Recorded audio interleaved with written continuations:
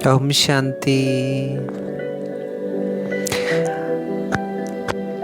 आज की जो महावाक्य है उस पर नज़र डालेंगे।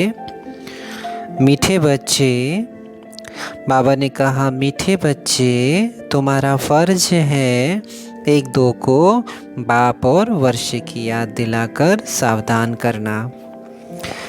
तो बाबा हमें ये कह रहे हैं कि हमें सावधान करना चाहिए एक दूसरे को। इसमें ही सबका कल्याण समाया हुआ है। बहुत सारी हम बातें करते हैं, लेकिन एक दूसरे को अटेंशन दिलाना कि संगम युग है, आप पुरुषार्थ करें, ये समय वैल्यूबल है, व्यर्थ की बातों से मुक्त। क्योंकि कल बाबा ने बोला ना, आजकल का स्लोगन याद है कि आपकी जो लाइन क्लियर होगी तो बाबा की टचिंग मिलेगी कि, और वो टचिंग बहुत ज़रूरी है। उसके लिए आपको बहुत सारा व्यर्थ, बहुत सारा भारीपन से हल्का होना पड़ेगा। जो हो रहा है मेरा हिसाब किताब चुक रहा है, लेकिन मुझे बाबा प्यार दे रहा है, मुझे रेस्पेक्ट दे रहा है, मुझे देना है, लेना नहीं, मैं देवता हूँ। चलो कोई बात नहीं, उसने नहीं किया, बाबा तो देख रहा है ना।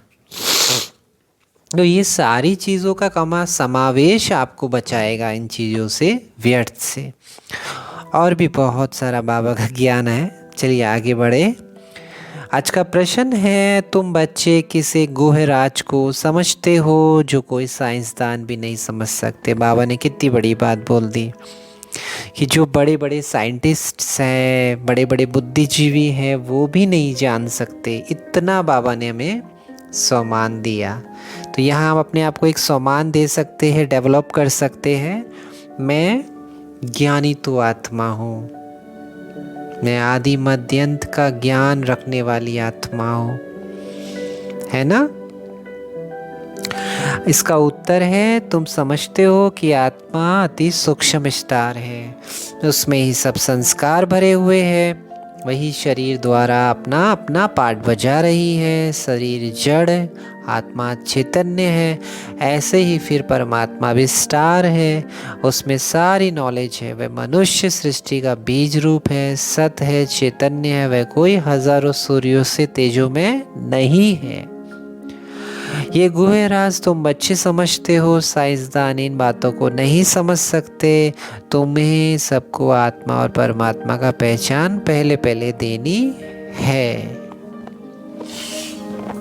तो बाबा ने जो बोला कि आत्मा क्या है और ये शरीर क्या है, परमात्मा एक स्टार है, उसमें सारी नॉलेज है। कैसे उसमें आदि मध्य अंत का ज्ञान है कि कैसे धरती पे सतयुग होता है। और कितनी गहरी बाबा ने ये बात बताई कि मैं कोई सूर्य के तेजो में नहीं हूँ। जो लोग भक्ति की गीता पढ़ते हैं उसमें यही लिखा है ना कि परमात्मा सूर्य तेजो में है। अर्जुन, तो मुझे देख नहीं सकता इन आँखों से। तो बाबा तो कहते मैं बहुत सूक्ष्म एक चमकता हुआ सितारा हूँ, प्योरिटी का सागर हूँ, शांति का सागर, है ना। और आप खुद स्टार हो बच्चे। अपने को आप आत्मा देखेंगे तो आप मुझे फील कर सकेंगे। तो कितना गहरा है कि शरीर से बिल्कुल अलग खुद को आत्मा समझना। मतलब जो हिरण होता है ना, उसके अंदर ही वो खुशबू वहीं से आती है, तो वो ढूंढता बाहर है। तो बाबा हमारे अंतर्मुखी की तरफ गया है, अपने अंदर लेके गया है बाबा हमें। जो शांति हमारे अंदर है, इसको दुनिया बाहर ढूंढ रही है।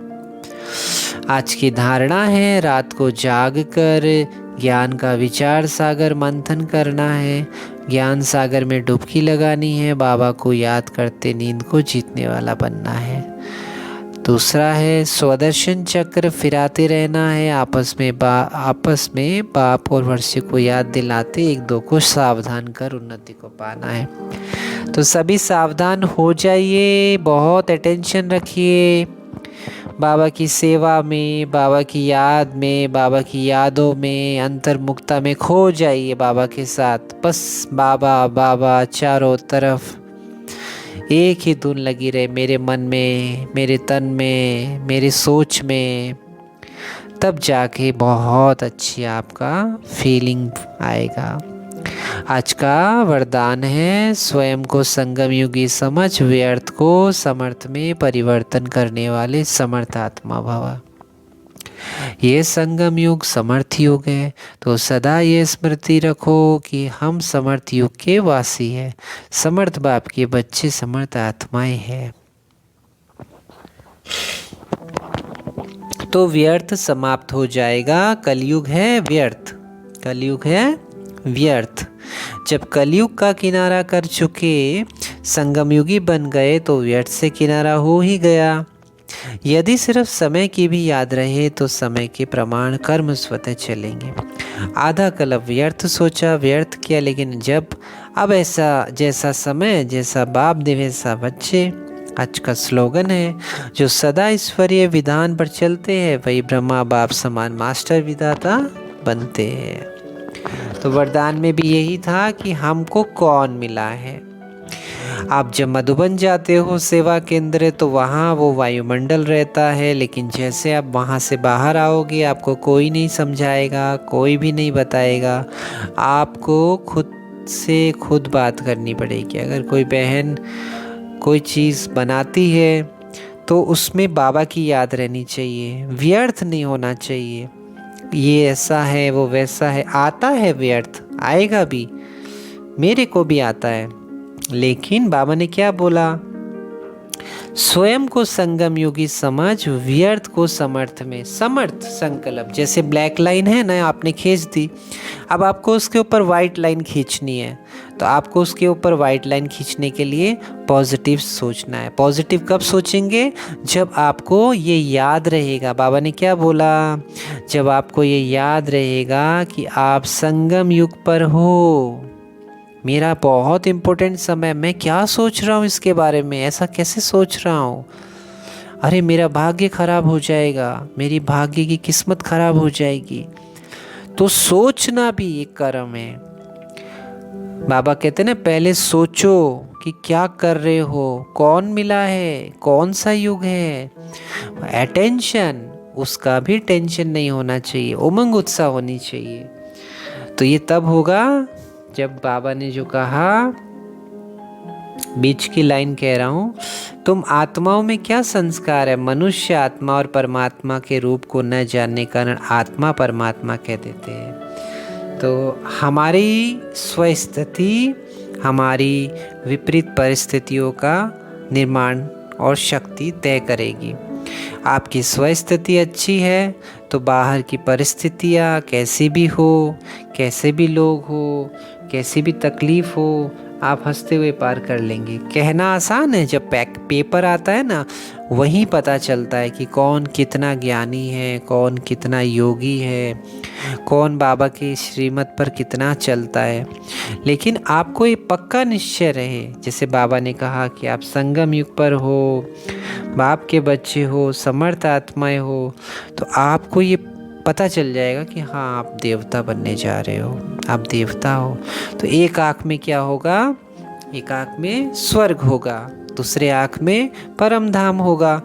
तो जो आप ये फोटो देख रहे हैं दो आँख वाली, तो ये दो आँख का मतलब हुआ कि एक मन की रूपी आँख में आप स्वर्ग को रखें, और जो दूसरी आँख है उसका जो मतलब है कि आप एक दूसरी आँख में यानी मन के विचारों की आँखों में आप सतयुग को रखें और बाबा को रखें।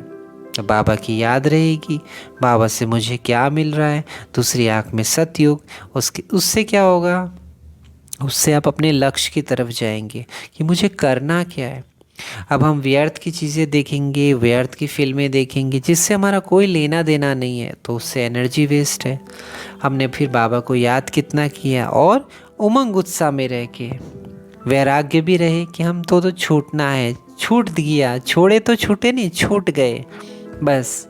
तो मेहमान की जैसे रहिए, ठीक है। ओम शांति।